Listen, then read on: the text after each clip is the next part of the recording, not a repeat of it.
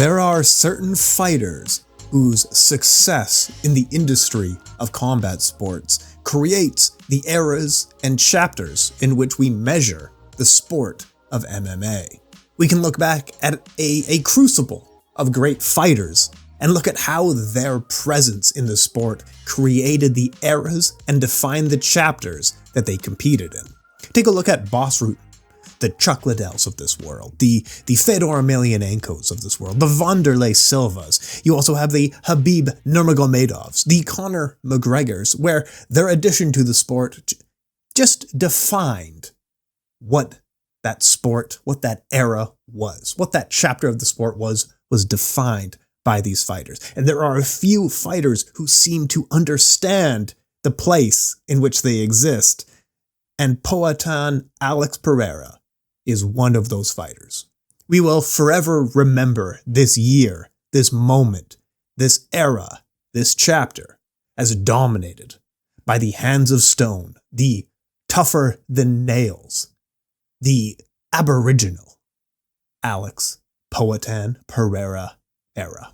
It's like if you made a character for a video game or a casting for a movie, the image of Poatan Alex Pereira would be exactly what you're looking for. He is like a man carved, a man made to be the face of combat sports, and he has risen to the occasion time and time again. We are post UFC 307 now, taking a look at the knockout TKO victory in the fourth round of Alex Pereira, defending his title in a great fight against Khalil Rountree Jr., the Muay Thai stylist. Let's get into it and take a look at the fight here. It was almost an inevitability in Salt Lake City where the cardio was going to start having an effect. The calf kicks began adding up. The jabs began adding up. There was a few body attacks that began adding up. Now, Khalil Rountree Jr. came in with a size disadvantage, which was interesting as Alex Pereira was the former middleweight and Khalil Rountree was the former heavyweight. But of course, in the ring, in the cage, Alex Pereira was much, much bigger. So what that led to happening is that Rountree needed to dash in and try to use his speed to land strikes. So he was dashing in, entering and exiting on different angles, trying to land 1, 2, 3 strikes before Alex could respond and then get out of range. This night, of course, like amongst the knockout and tons of other strategic ideas that were going on, I loved the walkout moments here. I just thought this was the coolest thing. You had Khalil entering to Ennio Morricone of The Good, the Bad, and the Ugly. I love that soundtrack. I mean, it's one of the greatest soundtracks in cinema history. I'm not saying anything very controversial there. And then you had Poatan walking out to his traditional music, and he has the bow, the arrow, and then the crowd sits with bated breath, and he releases, and the audience cheers with him, and they're cheering Chama. They are cheering Poatan. It is an electric moment in the sport's history. But let's take a look at a few things. Like I was saying, Rountree was dashing in, looking to use his speed advantage in the fight. Now, this was also a southpaw versus orthodox matchup.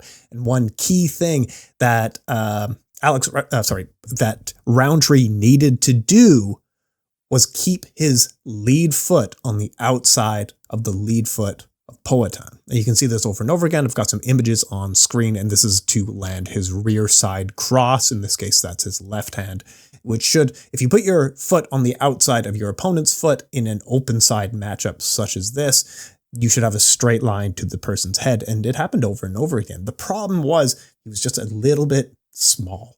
And of course, that's not his fault. That's fine. Those things happen, of course. So he came up short a few times. All Alex needed to do was lean back, and then the lead hook didn't land. The cross couldn't quite land. But of course, with his speed and how fast he was moving in on the target, Rountree had a lot of success. I mean, you could absolutely argue that he won the first 2 rounds. And on some judges' scorecards, he did win 2 rounds. And according to some fighters, he did win 2 rounds. And that's awesome. That's super impressive stuff. I love to hear that.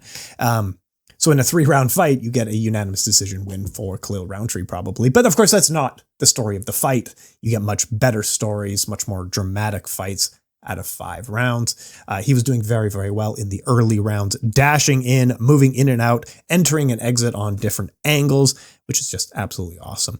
He ducked under the head kick and tried to counter in with a huge hook, and it looked like it really hit Poatan. Now, after the fight, they asked, like, what did that hurt? You were dropped. You got punched and went down. And he said, I don't really remember that punch, but I remember getting kicked in the body.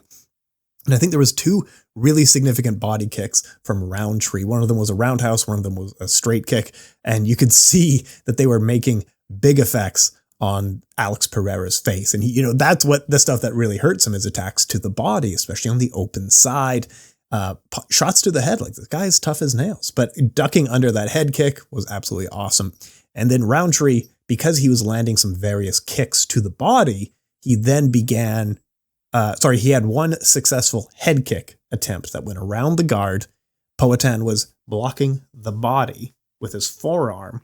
That's where he was expecting the kick. It was a duck into a head kick, so he blocked the body because of the duck, and at the last second, he just changed directions with his head, and then the head kick had not too much sauce on it. But for the first 2 rounds, Rountree was doing really, really well. And then in round 3, Alex Pereira began to find a few key tools that he was going to use to win the fight. And then it was those key tools with accumulative damage that led to the end of the fight in round 4. But he found his jab and his lead calf kick, as well as a body kick that landed a couple of times as well that seemed to be making quite a difference. But really, it was the jab and calf kick that were making the difference in this fight. And what he was doing to counter the foot on the outside cross that you would have in a southpaw matchup was a few different things. First of all, just head movement. He was dodging it, and not by massive, moving at the hips, bobbing and weaving, just slipping those punches, just missing by an inch or 2 or something like that. When people talk about head movement in boxing especially, you're not trying to dodge the punch entirely. You want to feel the wind on your face from the punch, and that's how much you should be slipping. It's 1 to 2 inches away from your face, and that way you are open to throw counters. And especially in MMA, kickboxing, and Muay Thai, you don't want to be dodging way down by someone's hips anyway, because you might get kicked or kneed in the head kind of thing. You just want to miss the punch by a few centimeters. And that's exactly what he was doing. The punch would miss just by a few centimeters, and he would return fire with a counter of his own. He then began also having false entries. So Khalil Rountree wasn't sure when to dash in, but there was a ton of feints with his legs, fakes with his upper body to make it look like he was going to enter when he actually wasn't. So that when Khalil Rountree did enter in and tried to dash in and land strikes, he was already out of position. He was already out of range by the time the exchange began. And then what Alex Pereira was able to do was dodge the punches with his head movement.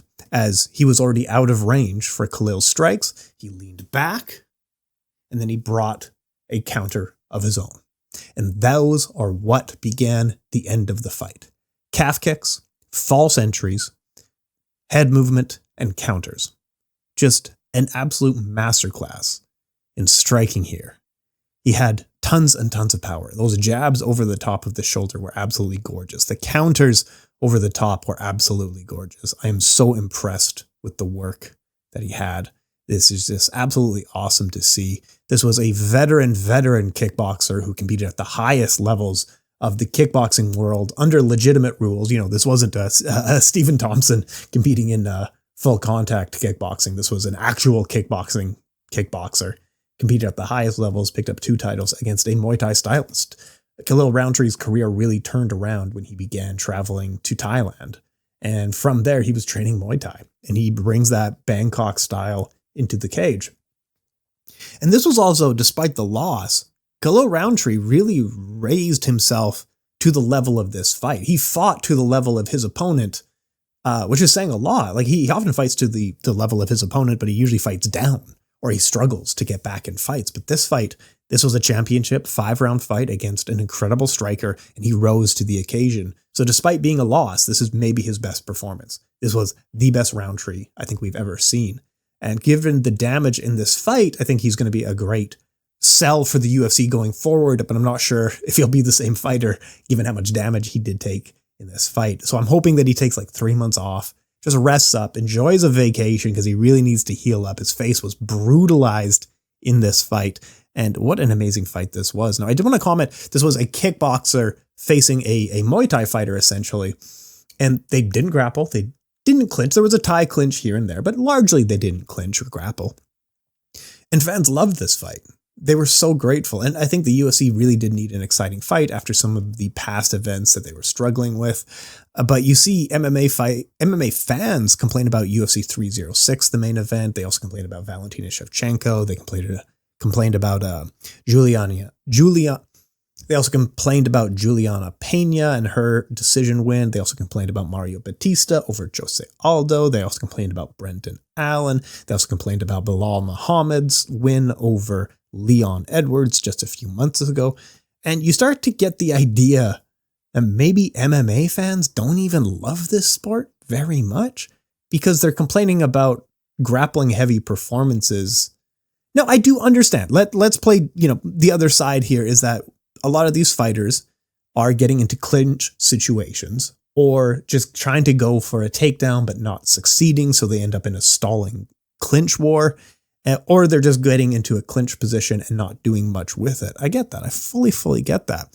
And maybe the sport should do a little bit more to encourage for finishing, encourage forward momentum. It has gotten a lot better over the last few years. Like I watch people like some of Matt Hughes's fight against Sean Shirk, for example, or, there's a lot of other lay and pray fighters in the past who are not interesting in any way, but you do want fighters who are constantly working for the finish, like a Khabib Nurmagomedov, who's always trying to get a submission win, who's always trying to grapple for ground and pound, whatever it is, even on the ground, he is always working for a finish. But I mean, the thing is that I think some of these grappling performances weren't actually that bad. Merab Dvalishvili against Sean O'Malley was quite a good fight. That wasn't a boring grappling lay and pray decision by any means. That was quite a good fight. I think it's just the promise of what the Sphere was versus what it delivered. But, that was a good fight overall, I felt. We had Umar Nurmagomedov taking on Corey Sandhagen in the bantamweight division, and that was an amazing fight too. So I think fans really do like scrambles and changing of positions. It's obviously not grappling that they dislike, but you do need huge swings in momentum in the grappling world for it to be exciting. Takedowns and changing of positions, scrambles, submission attempts. But the problem is on the ground, you usually just get a person on their back playing into guard or just trying to quickly get back to their feet without engaging off their back, because it is a risk. If you start going for arm bars off your back or whatever it might be, you are probably going to lose your position, and on your back, giving up, losing your position is a huge deal there because you might get knocked out or you might get submitted from there. And trying to pass guard might lose you the position as well. And you certainly don't want that because you worked so hard to try to get the submission. And you certainly don't want that because you worked so hard to get the takedown at all. So I do kind of get it. It is a safe place, but it does feel like with current UFC fans, they are leaning a little bit more towards maybe you would just like Muay Thai and kickboxing, to be honest. If you loved UFC 307 and hated UFC 306, you probably just like kickboxing and Muay Thai more.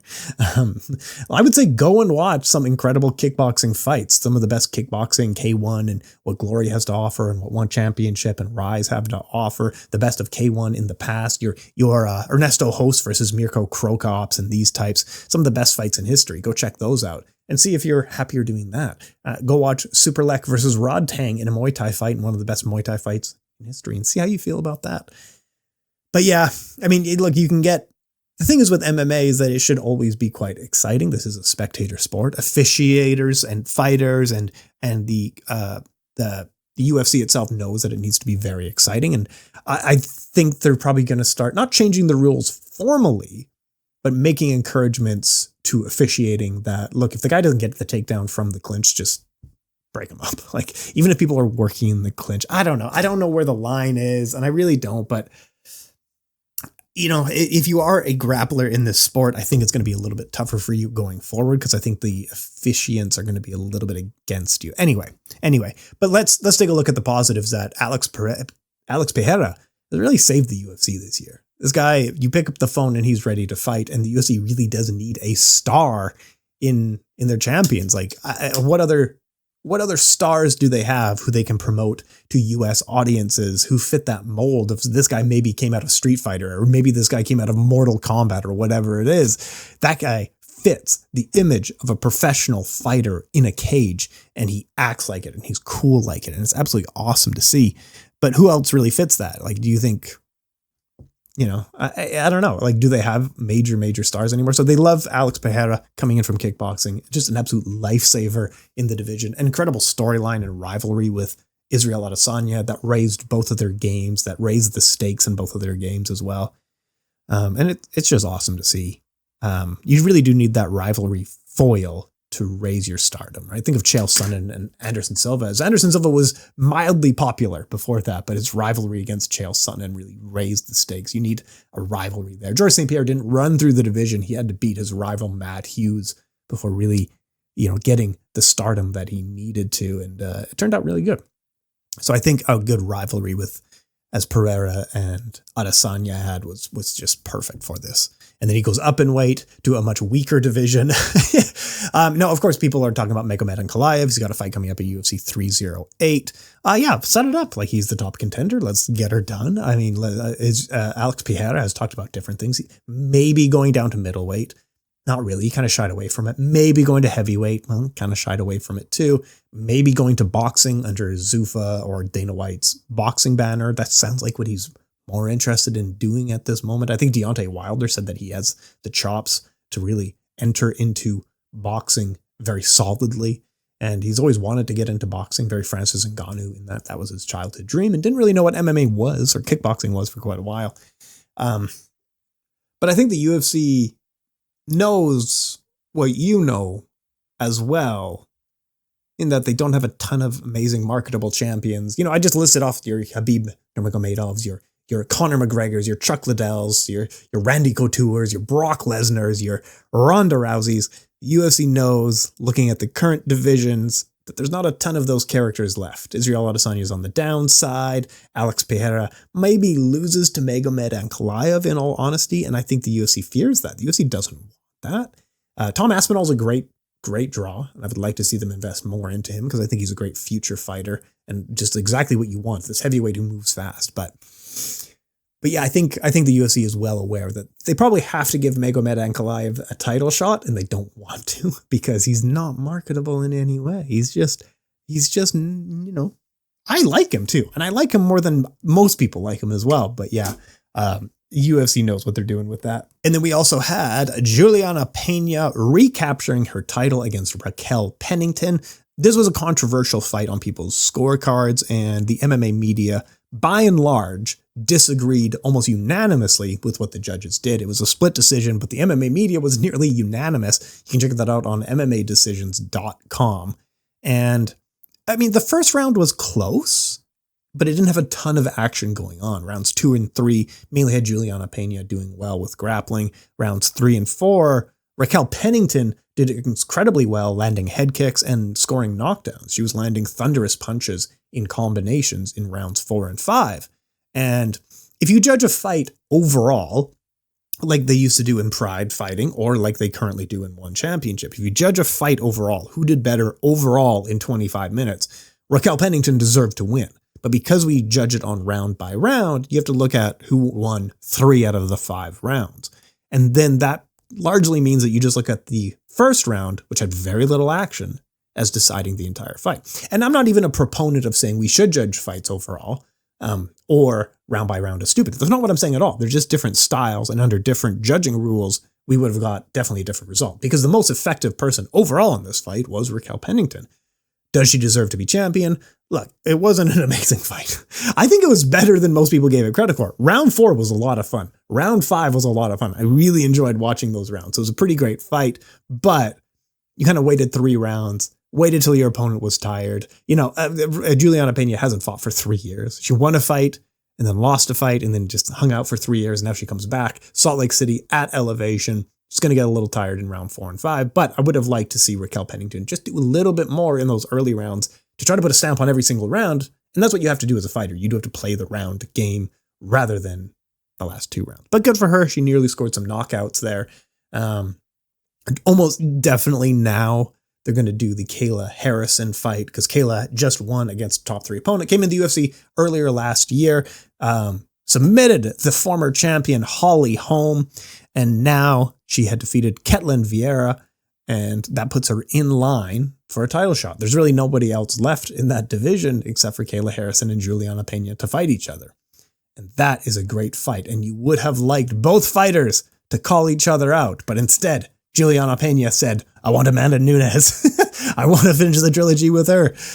And nobody cares. Like, you lost to Amanda Nunes, and that sealed her retirement. And that was more than enough. And she has the greatest legacy of a female fighter in history between two weight classes, bantamweight and featherweight, and also flyweight. She has beaten every champion in history between those divisions. So I don't think, that story has an end to it. I don't think any of us are waiting with bated breath to see like what's going to happen there. But at the same token, they put Kayla Harrison on screen. She's backstage, waiting for the call out so they could maybe do a stare down or really get a reaction that you could put on ESPN. But she called out Amanda Nunes. It's fine. I mean, before the fight as well, Kayla Harrison had said on podcasts that her plan is to win the title, defeat Ketlen Vieira, win the title, and then drag Amanda Nunes out of retirement. Because that is the money fight, in all honesty. But you have to do the Julianna Peña fight against Kayla Harrison fight first before you begin teasing that Amanda Nunes is coming back. And Amanda Nunes probably will come back based on the multiple things that she said on Twitter, the hints that she is constantly dropping. Nunes and Kayla Harrison are former teammates, but I think both of them are competitors and want to make money, to be honest. And they both recognize, like, between Raquel Pennington and Julianna Peña and Ketlen Vieira, and you have Kayla Harrison and Amanda Nunes. Amanda Nunes is absolutely the money fight. So that might be a 2026 thing, 2025 maybe. But in 2025, we're definitely going to be getting Kayla Harrison versus Julianna Peña. And I think it's a good fight. You will have Kayla Harrison using her size advantage, strength advantage. But cutting to 135 is exhausting for her. And Julianna Peña is a veteran fighter who clearly has a tough head, who doesn't give up on her back as well. So yeah, it's going to be an exciting fight. I'm excited for that to play out a little bit more. Also, if you're still with me, thank you so much. At the end of the show, we're going to have an interview with Katharina Dalisda, who is going to be defending her Oktagon world title in front of 60,000 people this weekend at Oktagon 62. Make sure to check it out. And we did have a very fun interview with her. Thank you for following along here. Let's get to the rest of UFC 307. Mario Bautista defeated Jose Aldo. Again, if you judge this fight as a whole, this is the thing. Do you take initiative and aggression, but didn't do anything with it? He didn't succeed in takedowns versus Jose Aldo, who defended takedowns, but also didn't do anything with it, but maybe landed better punches. I mean, it was a split decision. The MMA media wasn't unanimous any which way. It just felt like you didn't win the fight, which was too bad because I really like Mario Bautista. He's a very good fighter. Great combination punching. Combination punching is very natural to him. And I would have liked to see him actually use some of his advantages, but he did target Jose Aldo's disadvantages, but that doesn't play to your advantages. So I would have liked to see him. It's like the what Heavy Hands talks about is that the classic MMA overcorrection, right? I can't outstrike this guy, so I'm just going to grapple him. Well, you couldn't out-grapple him either, and you should have found a game plan that works within your strengths, which is combination striking. You should have been able to find a way to counter Jose Aldo, especially given the age that he is right now. But instead, you chose to grapple. It's like through a win, you really didn't gain any fans. Through a win, it really wasn't much of a win. Jose Aldo raised his stock in this fight, more defending every takedown for the last 3 years now. It's pretty awesome in that division. He had called out Sean O'Malley. That sounds pretty fun. I think Sean O'Malley at this stage is probably a little bit well ahead of Jose Aldo. Jose Aldo versus Dominic Cruz, on the other hand, that's a fight that we've been waiting for a little while now. Let's get it done. Both are injured. Both are old as hell. Both are WEC veterans. So let's get it going there. Jose Aldo can keep fighting however he likes. When he is throwing those combination strikes, mixing body to head, he looks absolutely gorgeous doing it. People were talking about the low kicks, what happened to his low kicks. He hasn't thrown a ton of low kicks since his Mark Hominick fight at UFC 129, where he broke his foot. And since then, he has been a lot more shy on low kicks. He was really a low kicker in the WEC and against Uriah Faber. But since his Mark Hominick fight, he's been a lot more shy about that. Roman Dolidze defeats Kevin Holland via TKO corner stoppage due to a rib injury. Flippin' sucks, man. Same thing that happened to Anthony Pettis when he was fighting Dustin Poirier. You just like disconnect some of the stuff on your short rib that keeps it together, some of the cartilage there. And it's very painful because every time you breathe in or try to get up, it hurts a ton. I had a disconnection a few years ago, and like even getting out of bed hurts as well. And mine wasn't nearly as bad as these guys at all, but Kayla Harrison was able to defeat Ketlen Vieira. I talked about that a little bit. Yeah, it was underwhelming and it wasn't super impressive, but I don't think you want to make some money. So you don't want to say stuff like, yeah, my opponent was, if you're Julianna Peña, I mean, she would kind of say like, yeah, that was underwhelming. That was unimpressive and she was boring. So I want to fight Amanda Nunes. Instead say like, I'm unimpressed with Kayla Harrison, so I want to knock her head off and then I'm going to fight Amanda Nunes or something like that. Just build it up a little bit more. But yeah, Kayla Harrison, good for her. Gets a solid win in this division. I think that weight cut really does drain on her. And I think she needs a little bit more tools. Once she's in the clinch or has hands on someone, she wins. She gets the takedown and it's not even close. She was finding some elbows, some great ground and pound. It is a matter of if she is stuck out at range, she doesn't have a ton of tools to close that range. So she dashes in on people or whatever it is. So I'd like to see a little bit more tools for her to close that range because she's an incredible talent. She just needs to get her hands on someone. And the reason the Holly Holm fight was so good for her is that we all predicted it. This was, you can watch the MMA Sucker podcast I was doing then. Holly Holm just falls into the clinch against people. She tries this against everyone. Why would you fall into the clinch against Kayla Harrison? And then we saw the reason why you shouldn't do that. Ketlen Vieira wasn't playing that game, and Julianna Peña probably isn't going to either, and that makes it such a compelling matchup.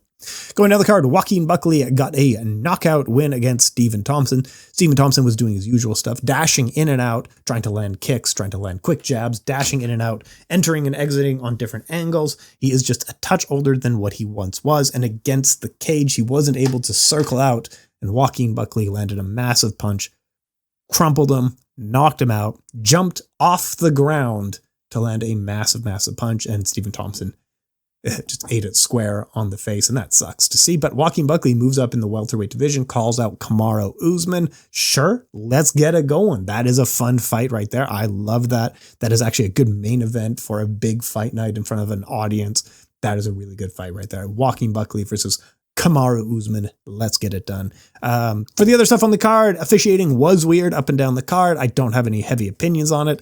I think officiating right now is we're probably going to enter a transitionary era based on what has happened these last few events. And 6 months from now, we're probably going to be having a little bit of a different conversation about where officiating is going to go.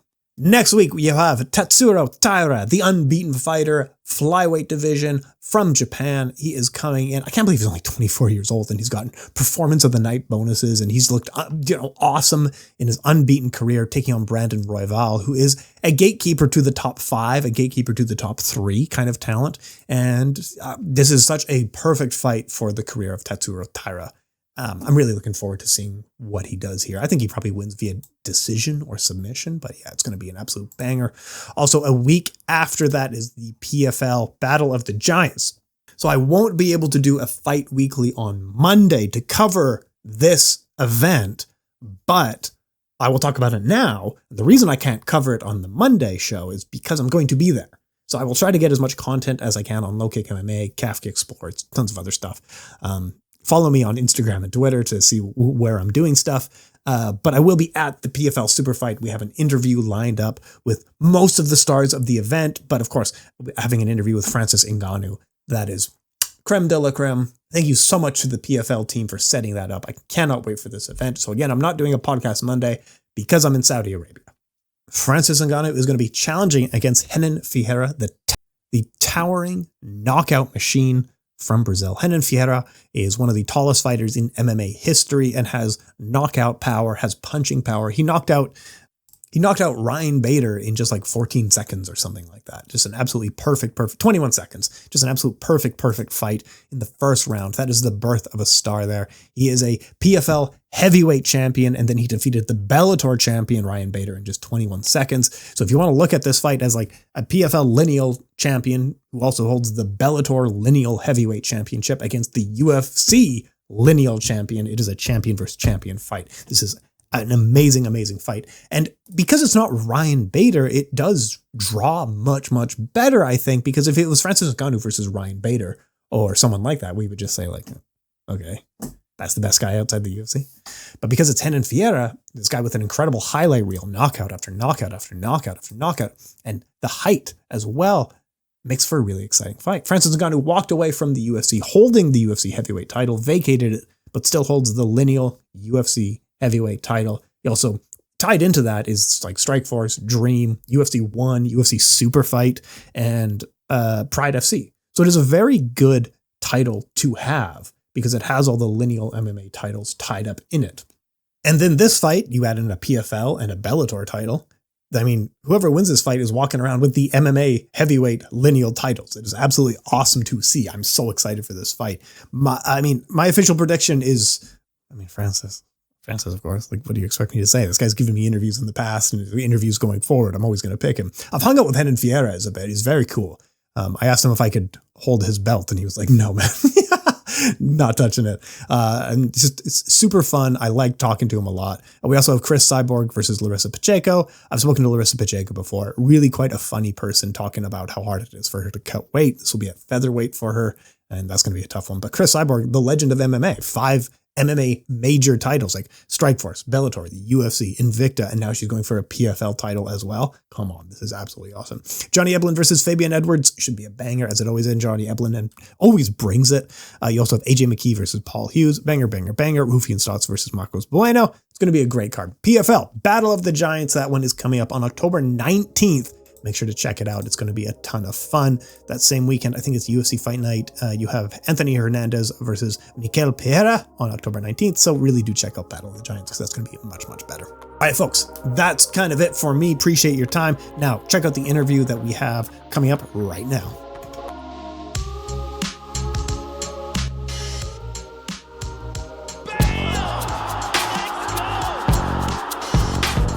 No, it's so funny. I deal with so many professional fighters, and you were right on time, and you're so German that you apologize for being late. I wouldn't worry about it. All right. No, most fighters are like 10 minutes late, but you were bang on times. Appreciate it. But yeah, so you have a massive fight coming up. I'm so excited. Oktagon 62. It's going to be in a massive stadium in your home of Frankfurt. The atmosphere in there is going to be amazing, right? Yes, it is. Like I Yeah. was fighting there in Frankfurt 2 times for Oktagon in Festhalle in front of 10,000 people, and that was already amazing with the atmosphere. But I'm really excited for this one. Oh, I cannot wait for it. Now, you've faced Mallory Martin before. She's got some experience all around the world. What are you expecting from this matchup? I fought against her 2 years ago. It was my first fight at Oktagon, and I was a high-level underdog. So I made the fight dominant with points. And now I know she had fights in between. I had fights in between. We improved. We both trained hard. So yeah, I'm really excited for like feeling how she improved in this time. She was taking 2 wins in this time. But yes, I was training hard also, and I improved my skills a lot in this time. So she will come with a new game plan. I will come with a new game plan, and I'm ready for this, and I want to dominate her from the first second. Absolutely. And I know the fans cannot wait for this one. It's going to be such an exciting one. But what are they doing different at Spirit MMA? Because I know in the past you've talked a lot about how good your coaching staff around you has been, and it's clearly showing both in your work and your training partners' work. But what's going on at Spirit MMA that just separates them from the rest of the MMA gyms? And like I had the honor to train with a lot of good experienced people like Daniel Weichel, Christian Eckerlin, Stefan Pütz, Max Koger, Saba Bolagi, and a lot of more of them. So we also like have a good trainer team. We had some changes in the coaches. So we have a new striking head coach. He's like doing yeah a lot of different, but sometimes it's good to have different aspects in training just to develop further. Like if you always do the same stuff, sometimes you stop. But that was a good thing just to take another level again, and yeah, that's it. We were doing for this fight preparation a lot of individual sessions with the coaches, and yeah, I'm really excited for how it will be in the cage to show these things. Oh, cannot wait for it. I'm so excited for this one. Is having fighting in a stadium in your hometown, is there any extra pressure there, or for you, is it just another day at the office? I'm yes, it's always pressure to fight. It's more pressure to fight again for the belt, to defend the belt. Everybody wants to have the belt. I have it, or I have to defend it. Mhm. It's yeah, another thing to fight in front of 60,000 people than 10,000 people as before. But I think it's like in at the second where I enter the cage and the fight starts, it's just another fight as the fights before has been too. So you focus on your corner and on your skills and on the opponent. And I think you hear the atmosphere, but I think I'm really excited for the coming into the arena before the fight, but I think the at the point where it starts, it will be more or less the same. Yeah, it's gonna be an absolutely awesome one. And I think what's nice is you get to defend your title, and then you get to sit back and enjoy the main event. And your training partner, Christian Eckerlin, as you had mentioned, is going to be taking on Christian Jungwirth in the main event here. Excuse my enunciation; I'm doing my best. But It's who, fine. It's fine. what is your prediction for the main event? Whew, it's I think it will be a tough fight, but I think that Christian Eckerlin is like more tactical, so he will dominate Christian Jungwirth, but it will be a hard fight. So Christian Jungwirth is not a joke. He will fight for his life. So Mhm. I think it will be a perfect fight for all the fans because we will have a lot of action. I'm sure that Christian Eckerlin will win this one either via submission or by points. He's in a perfect conditioning. He's training a lot. He's training really hard. So I'm also really excited for the main event. Cannot wait for it. Now, you getting into MMA, I had read that you had taken judo when you were young. You're now a black belt in judo, but you were just doing kickboxing for fun and came upon MMA by accident. Is that accurate? Yes. I was doing judo for about 17 years, and then I stopped and did 2 years just endurance sports like triathlon, running, and then I felt it's kind of boring, and I wanted to have a little bit more action, and I just met someone at the running track. Like we were doing both a half marathon. We didn't know each other, and we were just yeah speaking to each other while running, and he said he's doing kickboxing, and that was like I was just running there and thought, okay, maybe I could try it. I was like thinking about fitness kickboxing, like not sparring or something, Mm. and that was how it started. I just went to the kickboxing school, to the gym. I tried it. I really liked it. Then I said to myself, okay, I actually I don't want to fight or something. I just want to train because it makes fun. Yeah. 3 weeks after, I was in the first sparring session, and the same like with grappling. I when I did one or two amateur kickboxing fights, and I said to myself, "You will never do MMA. It's too brutal with the small gloves. Like if you Google it, you get the first KOs and bloody fights. And no, I just don't want to do this." And it was like one day I wanted to go to kickboxing sparring, and there was no sparring partner for me, but there were some guys rolling, and I thought, okay, I did judo, maybe I can just roll with them. I rolled with them. I had so much fun that like the next day I was starting to train also grappling, and that was the beginning of my MMA career actually. Well, it being like it's just it's such a turn of you being like MMA is brutal, MMA is violent, and now here I am defending my MMA world title. Yeah, it's kind of crazy, but yeah, training makes fun. It's like it became a true passion to me. So I cannot imagine like not doing it. Oh yeah, no. MMA in Germany has had a bit of a mixed history with. I remember UFC '99 was in Germany, and the country was kind of just like unanimously, we're not doing this. But in the last few years, Octagon has made a massive change in the sport. So how is MMA viewed in Germany today? I think it has a lot of more awareness than it has been like before 2 or 3 years. When I started, like I was starting late. I had my first fight in 2019. Mm. I was starting my pro career on a at this time really big event. It was Cologne Lanxess Arena, but it was like maybe 2 or 3 thousand fans, and it was like, wow, it's such a big event. It's crazy. And like now Oktagon was doing a really good work with the just the marketing and getting the fans into the scene, and also like the big fighters with YouTube channels like Christian, Max, Stefan.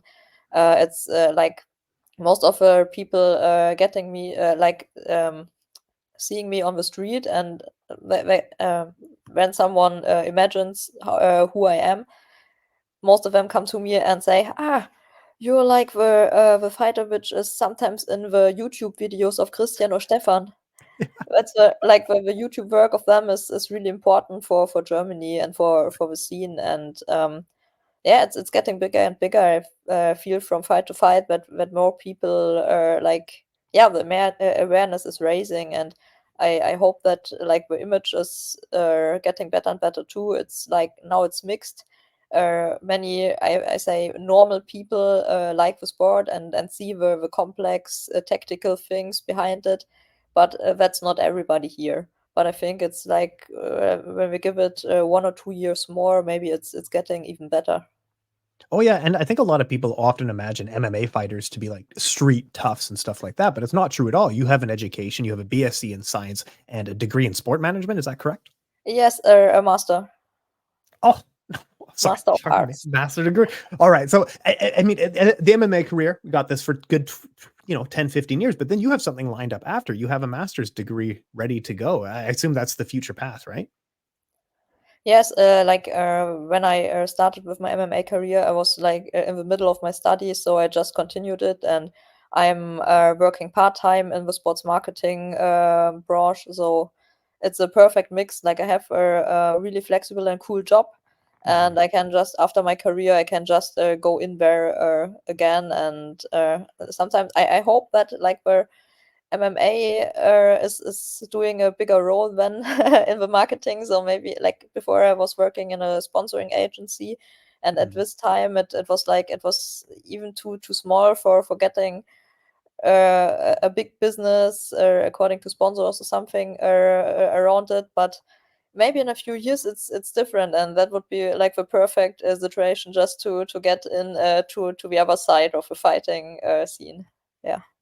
Oh, I think it's just a perfect mix, and there's tons of great fighters who have mixed those two things. I know Arkadiusz Wardrosek from Poland did the same thing as well. But I wanted to ask you, I saw it on your Instagram. What is the bulletproof challenge? Bulletproof challenge. That was a content format. They like we were teams of three, Mm. and doing like challenges on the Bundeswehr area, like jumping in a lake or from a high bridge, or like doing parkours and just surviving for 3 days. Yeah, so it it was a lot of fun. Like the good thing was it was like right a few days after my last fight, so I had to stop training either. So yeah, it was a lot of fun. And just it was I was in the team with Max Koga and Patrick Vespaziani. Two gym mates, and yeah, we had a lot of fun, and it was maybe even better for our team building. So yeah. No, so yeah, I've done some wilderness hikes in the past where you go out in the woods and survive for a couple of days. It is a not easy thing to do at all, is it? Yeah, it was like it was really funny. We were lucky with the weather. It was like almost not raining, only on the last morning, but then it was almost over, so it was okay. But it Mhm. was a big challenge just to go the whole days with 20 kilo backpacker, Oh and my we're god. doing a few kilometers, and like running hills up. And yeah, like I was right after my fight, I was like under 60 kilos. I was like 57 kilos and had like the 20 kilo backpacker on my back. And we were only two women in the whole content format. and the other one is like a little bit like just bigger. And it was really challenging, but yeah, it's cool to do some challenges and grow with it, and yeah. Oh, absolutely amazing. Now, there are a lot of people who are going to be growing up and getting into sports and are very likely going to be inspired by you. What advice would you pass on to people who are maybe looking at starting MMA or looking at starting a path into some sort of athletics career?